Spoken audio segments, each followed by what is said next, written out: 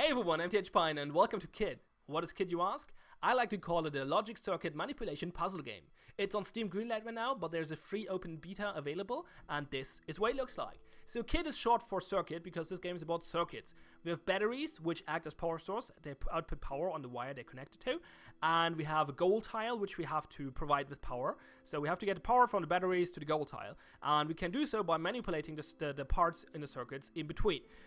We can also only manipulate the gray parts in this level. These are these two connectors here. And the connector is a very simple component. You can it has two states, and in one state it doesn't connect to two wires connected to it, and in one it does. So if we switch the state, it connects this wire to this one, and we have power on both. And we can do the same here. And this will power this AND gate, which is a simple logic gate, which means it has two inputs, and if both inputs have power, it will put power on the output, and this will power the goal tile and solve the level. So let's do that. There we go. Power on the AND gate. We get power in the output, and level solved. There we go. Okay. Let's go to the next level, which has new components you didn't saw yet. So now we have a switch and a bomb. The switch allows us to switch power from the two outputs. So if power is on the input, it will either output power on the left or on the right output. And then there's a bomb. The bomb basically kills you. It destroys the level, you have to restart. If power comes to the bomb, gets to the bomb blows up, you have to restart. So you have to avoid powering the bomb. That's pretty easy in this level, but it gets more complicated in later levels, where it is kind of hard to avoid that sometimes. So you have to be aware of the bomb. Okay, so far so simple. Let's skip this level because this is pretty simple as well, and go to this one, which is a little bit more interesting. So in this level we have more components. We have 3 goal tiles. We have to power all of them to get it done. And we have a bunch of new components over here. So we have a splitter, which splits the power. So if you get power to it, it will provide power to all the wires connected to it. There we go, as you can see here. Then we have a negator over here. It's basically a NOT gate. If you put no power onto it, it will output power. And if you put power onto the input, it will not output power. Simple as that. Then we have an OR gate over here. So if one of the two inputs has power, then it will output power. And we have this thing over here, which doesn't really have a name because it's not a regular logic gate. Basically, it puts power on the output when both inputs have the same value. So if both inputs are on or both inputs are off, it will power the output. And I think this is basically a negated XOR. Yeah. This should be true. So this is not a regular part, but for this game this is just a regular component, so it's pretty simple to understand what it does, so it's not a big deal, I think. So let's see if we can solve this really quickly. I actually didn't play this level in a while, but this seems like a good start. We probably can flip this over because this one only needs one input to be powered. So power the AND gate. There we go. That's good. We have to keep the switch in this state, so I guess we have to turn this one off to get power on this one. Let's flip it over. There we go, and that's that level done. Sweet. Okay, cool. Well, I think now we're going to skip a few levels ahead to show you another mechanic that we didn't saw yet. Flip-flops! Yay! If you don't know what a flip-flop is, a flip-flop basically can save save a state. It can remember a state, which means, in this case, the flip-flop will either output power or it will not. So it's either on or off. And the state switches every time the input switches from off to on. So every time the input changes from off to on, the output will change to whatever it was not before. So let's demonstrate. Let's put power on the connector. So now, or on the switch, I mean. Now this wire is off, so the flip-flop has no power on the input. If we change that, the input will change from off to on. As I said earlier, that will change the state of the output. So there we go, output goes on. And actually the same thing happens up here as well. It changed from off to on, so this one changed from off to on as well. It doesn't matter, like it's not if there's power on the input, there's power on the output, it just changes the state. So the flip-flop is either on or off, and you can turn it on or off by having the input change from off to on. So every time the input changes from off to on, the state of the flip-flops changes, as you can see here. Off to on, both flip-flop change state. And again. And, well, that makes the game a little, that's not a sentence. That makes the game way more complicated and introduces really, really crazy puzzles later on. I forgot what this is actually. I think it needs, it's a NOR, okay. So we have to turn both off. I'm not going to do that right now though. Let's skip ahead and take a look at another level, shall we? I want to keep this game short, but you can see a few of the circuits here while we go over them.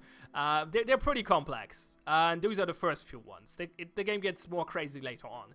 Anyway, so this is the last mechanic I want to introduce, because it's the most, well, drastic, I guess, the most complex, and actually the one I dislike the most, but not by design, just like the implementation of it. I think it can be improved and can be fun, but in current state it's a little weird. So this is a lock. The lock basically has a combination, has multiple inputs, and you have to input a combination to it to turn the output to on. So it doesn't output any power, and if you solve the lock or open the lock, I guess, you get power on the output. And you do so by putting in well, a sequence of states. So it shows you different state combinations. So it starts with on, off, on. Green is on, red is off. Goes to off, on, then to off, on, off, and then it's solved. And that's what you have to put in there. So we have a nice setup here where we have 3 flip-flops which we can control independently of each other. So we have to start with, what is the first state? I forgot again. Is it on, off, on? I think it is on, off, on. Yeah, so we have to change the first two flip-flops. So we switch this connector to on, which changes the state of those flip-flops, and that triggered the first step of the lock, basically.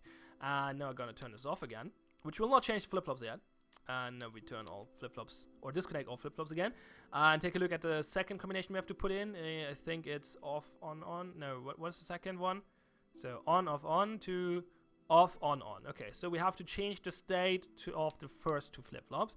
So we trigger this again, and now we have off, on. So that's the second step of the lock. And it's important that you have to put them in there in the right order without having any other change in between. So every time one of the input changes, the new state is the one the lock looks for. And if it's not the next step, it will reset to the first step, and you have to start over again.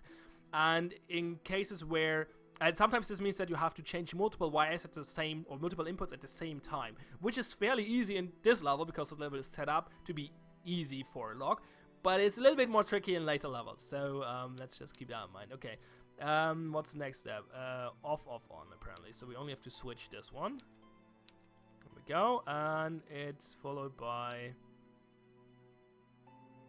on, off. So we have to change this and this. There we go, and that solved the lock and did put power on the gold tile, and we solved the level.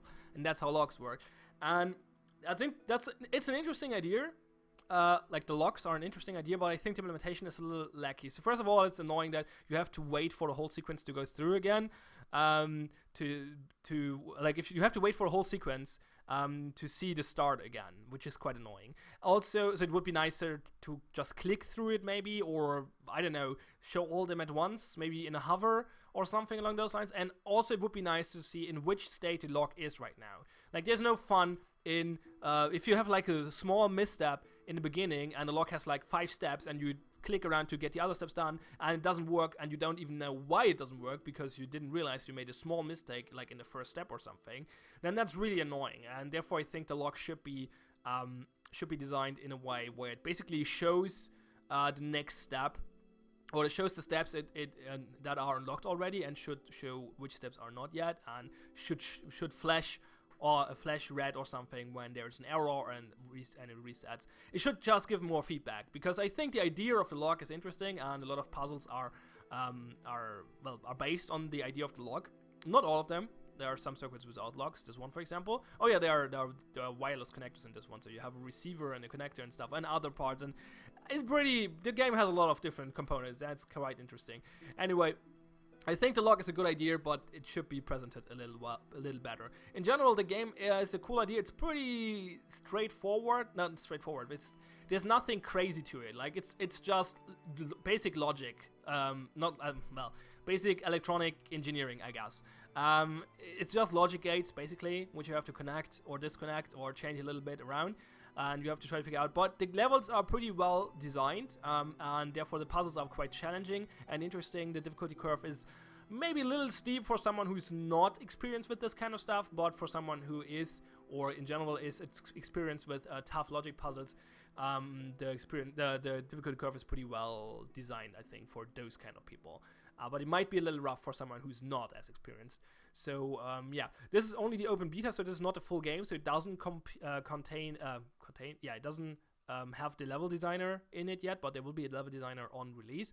Also, I'm not sure why the whole game is controlled by the mouse, but every time you solve a level, you have to press the spacebar on the keyboard to go to the next level. That's a little weird, because you cannot control those things with the mouse, with the keyboard. You have to control them with the mouse, which makes sense. It would be a little awkward to control them with the keyboard.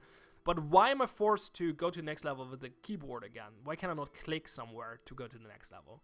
It makes I don't have a problem with having a hotkey for that, but I also want to be able to do that with the mouse. Maybe by clicking on the gold tile or clicking on the text down there. I don't know, something along those lines. In general, this has some weird keyboard controls, so you can see up here. You can restart level with R. That makes sense, but it would still, again, it would be nice to have a mouse control for this as well, because the thing is, the core game is controlled with the mouse. Why you don't need a keyboard for most part of the game, but you need a keyboard for operating the game, like not for playing it, but for operating it, for switching to the levels, for restarting a level, stuff like that. That's a little weird. It would be nice to have buttons which you can click, and every button has a hotkey as well. So if you prefer pressing the keyboard button, then that's a possibility. But I think mainly this should be mouse controlled. And for some reason, next level and previous level is num 6 and num 4. And you can change the camera. I'm not sure if this comes in handy later on. You can also zoom. I guess maybe there are bigger levels later on where this is actually necessary. I'm not sure. Potentially. Anyway, it's a quite nice little puzzle game. It's nothing super special, nothing super crazy, but the level design is quite good. If you're into this kind of logic puzzles, this is definitely, I would definitely recommend this. And so if you are, or in general, I think this looks like a good and decent game, so I think it would be nice of you if you would click the upvote button on Steam Greenlight. Link is in the description below. You can also find a link to the demo, to the open beta there, so you can try it out for yourself and have a little fun with it if you're into that kind of stuff. It's called Cuit, or Kit, short for Circuit, and I'm TH Pine. Thanks for watching, have fun, and see you next time.